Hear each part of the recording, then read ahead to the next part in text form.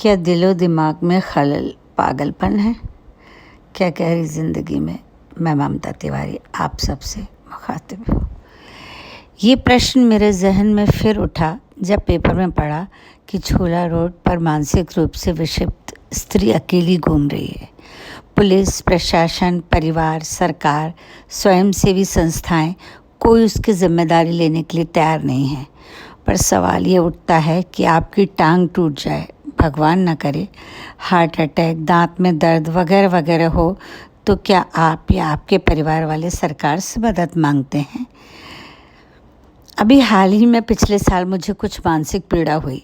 अवसाद सा हुआ, नींद गायब हो गई, भूलना बढ़ गया, इधर उधर की गोली खाई, देसी इलाज किया पर फ़ायदा नहीं हुआ। बड़े बेटे को झिझकते हुए अपनी समस्या बताई। चूँकि वो विदेश में रहता है तो वहाँ की जीवन शैली और विचारधारा में यहाँ से काफ़ी फ़र्क है।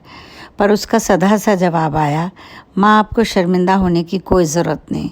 जब आपके हाथ पैर दर्द होते हैं, आप फिजिशियन से बात करती हो, दांत में समस्या होती है तो डेंटल सर्जन के पास जाती हो, पर जब आपको दिमागी परेशानी हो रही है और आपके पास कोई कारण और समाधान नहीं है तो आप मनोचिकित्सक से क्यों नहीं मिलती?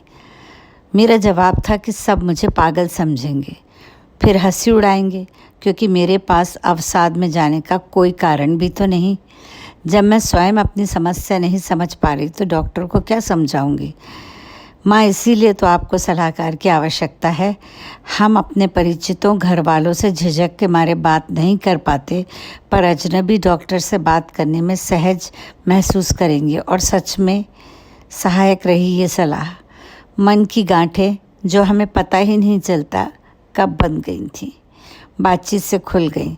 बचपन के कुछ पूर्वाग्रह उनसे निकली, थोड़ा मेडिकेशन हुआ और मैं सुखी, सहज, शांत अपनी दुनिया में लौट आई। भारत विश्व में अवसाद में नंबर 1 है, पर मानसिक इलाज में सबसे पीछे। हम मनोचिकित्सक से सलाह का मतलब कपड़े फाड़ते हुए, चीखते चिल्लाते, मारते पीटते पागल लोगों की ही छवि की कल्पना करते हैं।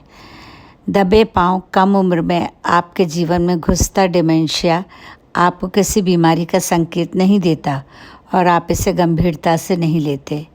जब बात बढ़ जाती है तो आप सलाह लेते झिझकते हैं। विदेशों में परिवार के अलावा कैरियर, स्वास्थ्य वगैरह जैसे विषयों पे भी काउंसलिंग होती है।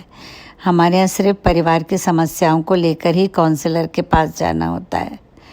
अकेलापन, बिहेवियर, शक, घुलने मिलने में संकोच, लोगों से समस्या, दूसरे खुश क्यों हैं, झूठ क्यों बोलते हैं लोग, ऐसी तमाम वजह हैं जिनके लिए हम काउंसलर और मनोचिकित्सक के पास जा सकते हैं। पहले संयुक्त परिवार में निंदा पुराण से मन की भड़ास निकाल लेते थे।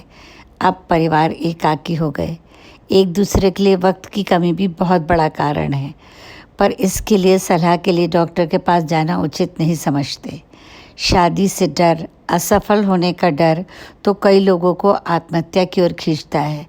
तो इस हिसाब से आपाधापी की दुनिया में हम सब थोड़े अवसादग्रस्त हुए।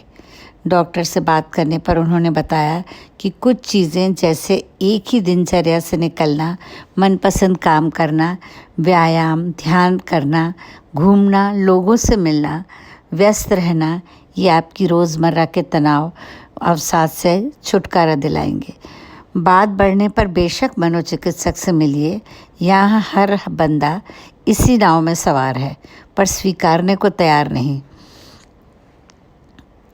घर वालों का सहयोग बहुत बड़ी दवाई है जो बुज़ुर्गों को एकाकीपन से मुक्त करने के लिए अंतिम क्षणों में कारागर नहीं होती। हम उनके पास जब बैठते हैं जब वो सब कुछ भूल चुके होते हैं। तो देर मत कीजिए, आप भी कभी अकेले, परेशान बुज़ुर्ग होंगे।